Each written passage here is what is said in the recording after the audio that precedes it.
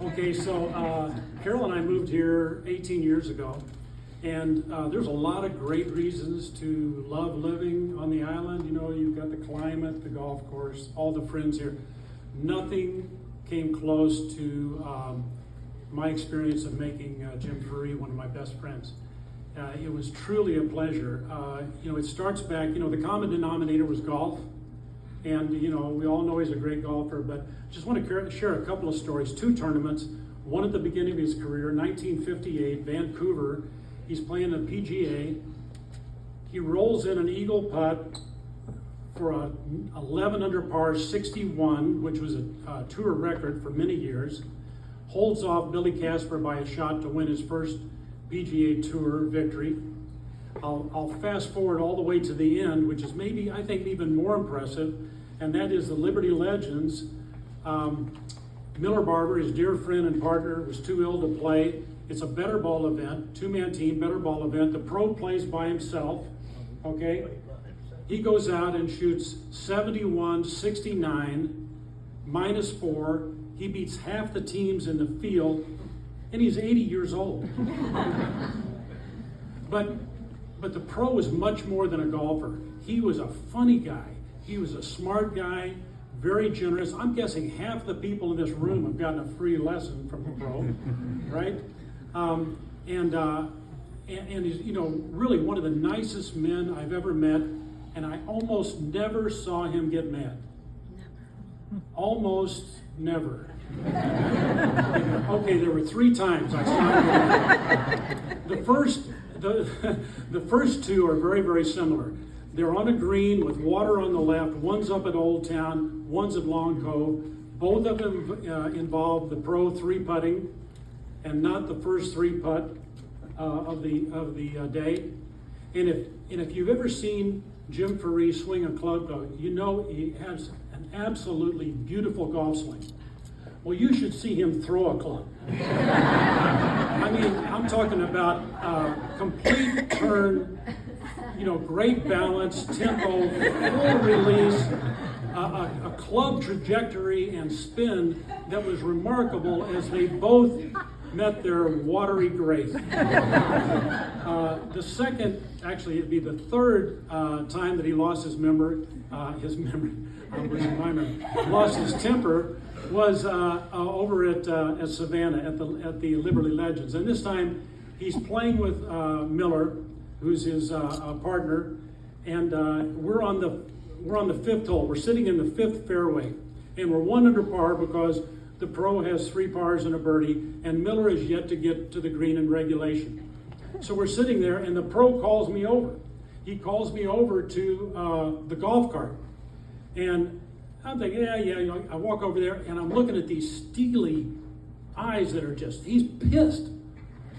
And I'm like, pro, what's wrong? He goes, Miller hasn't reached a green yet in regulation. I said, yeah, I know. He goes, if you don't start lying to him about his yardages, I'm going to fire you. And I'm like, whoa, what? He goes, if he's 120, tell him he's 130. If he's 130, you tell him he's 140. And so, like, okay, and Gary Duran is there. He's the pros caddy, and I'm like, okay. So I walk back to the cart, and Miller goes, what Pookie won? Now, Miller called Jim Pookie, and Jim called Miller Precious, you know. I got nothing. I have no idea what this is all about. So Miller goes, what Pookie won? I said, he just said, good luck. Okay, so I start lying to Miller Barber. Miller Barber's a Hall of Fame player. I'm lying to him about his yardages. And so, sure enough, Miller starts, you know, I'm giving him, you know, if it's 130, I'm giving him 142. Miller starts getting on the green. He starts making a couple of pars. I think he even made a birdie, you know. And so, like, we're on a roll, and I'm starting to get a little cocky with this. And so the second day, we're out there, and Miller's got 142, and I give him 158. And Miller flushes a 5-wood right over the back of the green. And Miller, who's a stoic guy, kind of a curmudgeon. Anyway, he turns to me and he just gives me that look. And I said, caught a flyer, didn't you, bro? So anyway, it was great. Again, the pro, such a generous guy, a loving guy. You know, he and Karen helped start the first tee here on the island. And it's because of the pro that I got involved, and we spent many, many, many days coaching a bunch of juniors, and a lot of them are here today. And what a great experience for those kids.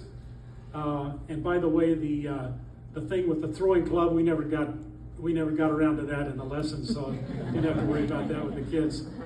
But I'll close by saying that to this day, every day, something happens. I read something, I hear something, I see something that reminds me of the pro.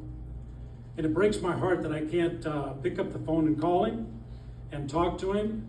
Yesterday, I'm walking up number 9, and I look over on the putting green, and I see a guy there chipping with a bucket hat on, and just for that instant, I thought it's the pro.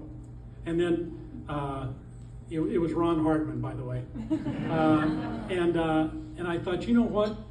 That's okay. I hope the rest of my life that every day something happens to me that will make me remember my friend. And so, pro, we love you, we miss you, and we will never, ever, ever forget you. I'm going to close with I'm going to lighten it up a little bit here. I'm going to do a little audience participation, okay? Lighten the mood a little bit. If you've had a hole-in-one, I want you to raise your hand.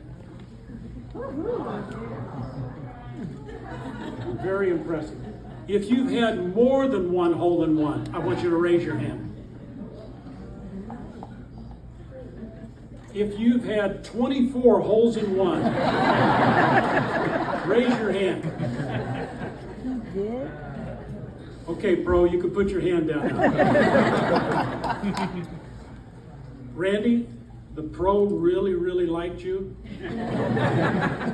but he really loved the girl that you brought home to be his new daughter. Ladies and gentlemen, I want you to welcome Gabrielle Ferree.